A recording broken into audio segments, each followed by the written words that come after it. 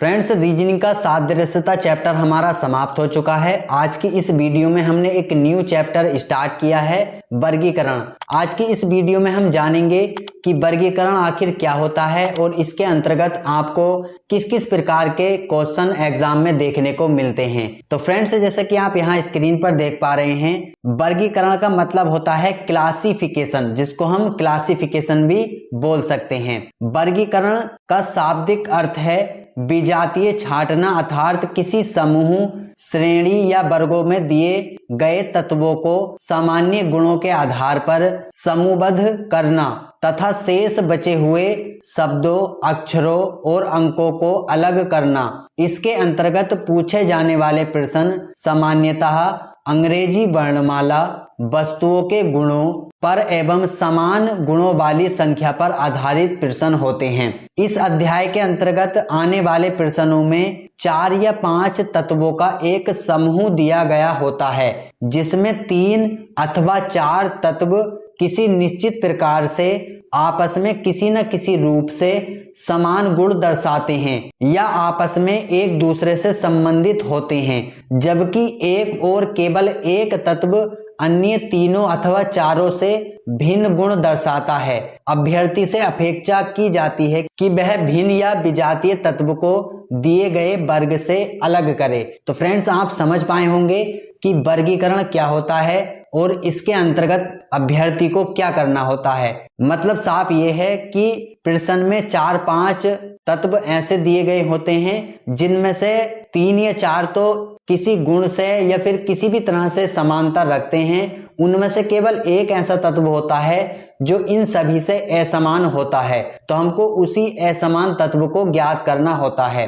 अभी देख लेते हैं कि इसमें और किस किस प्रकार के क्वेश्चन एग्जाम में देखने को मिलते हैं। देखिए, वर्गीकरण के अंतर्गत 3 प्रकार के प्रश्न पूछे जाते हैं। सबसे पहला होता है शाब्दिक या फिर शब्द पर आधारित प्रश्न। तो उसमें क्या होता है, कुछ शब्द दिए गए होते हैं और उन शब्दों में से हमको ज्ञात करके बताना होता है कि जो भिन्न होगा, मतलब कि 4-5 शब्द वह दे देगा क्वेश्चन में और कहेगा कि इनमें से कुछ शब्द जो हैं आपस में एक दूसरे से मेल खाते हैं या समान हैं, एक शब्द ऐसा है जो इनसे अलग है, आपको उस शब्द को ज्ञात करना है। जैसे कि यहाँ पर देखिए प्रश्न में दिया गया है, निम्नलिखित 4 में से 3 किसी न किसी प्रकार एक समान हैं तथा एक समूह बनाते हैं, वह एक कौन सा है जो उस समूह से संबंधित नहीं है। तो हमको इसमें उस तत्व को चुनना है जो इससे संबंधित नहीं है। ऑप्शन यहाँ पर दिए हुए हैं सायं,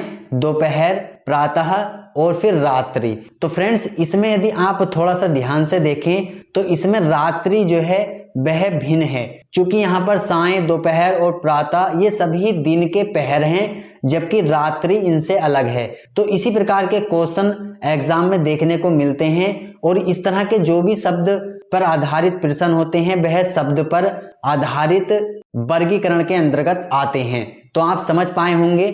चलिए और अच्छी प्रकार से देखते हैं नीचे कि इसमें और किस प्रकार के क्वेश्चन एग्जाम में देखने को मिलते हैं। दूसरे प्रकार के क्वेश्चन इसमें आते हैं अक्षर से संबंधित, मतलब कि अंग्रेजी वर्णमाला के कुछ अक्षर दिए होते हैं और उनमें से हमको ज्ञात करना होता है कि कौन सा भिन्न है।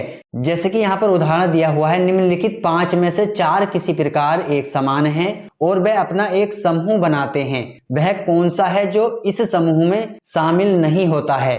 ऑप्शन हमारे ये दिए हुए हैं, हमको इनमें से ये बताना है ज्ञात करके कि कौन सा भिन्न है। तो देखिए, इस क्वेश्चन में यदि आप ध्यान से देखें तो ए में यदि हम 1 ऐड कर दें तो ये 2 हो जाएगा, जो कि बी का कोड होता है, और बी के कोड 2 में यदि हम 1 ऐड कर दें तो ये 3 हो जाता है, जो कि सी का कोड होता है। उसी प्रकार से यहाँ पर जे का कोड होता है 10 और 10 में यदि हम 2 ऐड कर दें तो ये 12 हो जाएगा, जो कि एल का कोड होता है, और एल के कोड 12 में यदि हम 2 ऐड कर दें तो ये 14 हो जाएगा, जो कि एन का कोड होता है। अब नेक्स्ट और देख लेते हैं, यहाँ पर पी का कोड 16 होता है और 16 में यदि हम 2 ऐड कर देंगे तो ये 18 हो जाएगा, जो कि आर का कोड होता है, और आर के कोड 18 में यदि हम 2 ऐड कर देंगे तो ये 20 हो जाएगा, जो कि टी का कोड होता है। और उसके बाद यहाँ पर पर डी ऑप्शन हम देख लेंगे। देखिए आर के कोड 18 में यदि हम 2 ऐड करेंगे तो ये 20 हो जाएगा, जो कि टी का कोड होता है। और टी के कोड 20 में यदि हम 2 ऐड कर देंगे तो ये 22 हो जाएगा, जो कि बी का कोड होता है। अभी उसी प्रकार से यहाँ पर ऑप्शन ई दिया हुआ है, इसमें भी हम देख लेते हैं। डी का कोड 4 होता है, 4 में यदि हम 2 ऐड कर देंगे तो ये 6 हो जाएगा, जो कि एफ का कोड होता है। उसी प्रकार से एफ के कोड 6 में यदि हम 2 ऐड कर दें तो ये 8 हो जाएगा, जो कि एच का कोड होता है। तो यहाँ पर ऑप्शन बी, सी, डी और ई ये एक समान है, इन सभी में 2-2 ऐड किए गए हैं, जबकि ऑप्शन ए में केवल एक ऐड किया गया है। तो यहाँ पर बी, सी, डी, ई ये एक समान है, एक समूह बनाते हैं, और यहाँ पर ऑप्शन ए वाला जो है वह भिन्न है। तो इसका जो सही आंसर है ऑप्शन ए है।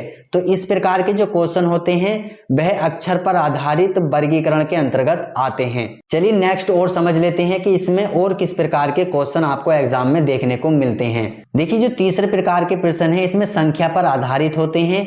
इसमें क्या होता है, इसमें शब्द या फिर अक्षर ना होकर गणित की संख्याएं दी होती हैं और उनमें हमको अनुमान लगाकर बताना होता है कि कौन सा भिन्न है। मतलब कि इसमें भी 3-4 संख्या दे देगा और बोलेगा कि इसमें से 3 एक समान है या फिर 4 एक समान है, और आपको एक को ऐसा चुनना है जो इनसे भिन्न है। तो इस प्रकार के जो प्रश्न होते हैं वह संख्या पर आधारित वर्गीकरण के अंतर्गत आते हैं। जैसे कि यहाँ पर एक उदाहरण दिया हुआ है, निम्नलिखित 4 में से 3 किसी न किसी प्रकार एक समान है, अतः उनका एक समूह बनता है। वह एक कौन सा है जो इस समूह में नहीं आता। तो यदि आप फ्रेंड्स इस क्वेश्चन को ध्यान से देखेंगे तो यहाँ पर 36 जो है 6 का वर्ग है, और 81 जो है वह 9 का वर्ग है, और 121 जो है वह 11 का वर्ग है। लेकिन यहाँ पर 27 जो है वह 3 का घन है। तो यहाँ पर ऑप्शन ए, बी और डी ये एक प्रकार से समान है और एक समूह बनाते हैं, जबकि यहाँ पर ऑप्शन सी वाला जो है वह इन सभी से भिन्न है। तो इसका जो सही आंसर है ऑप्शन सी सही आंसर है।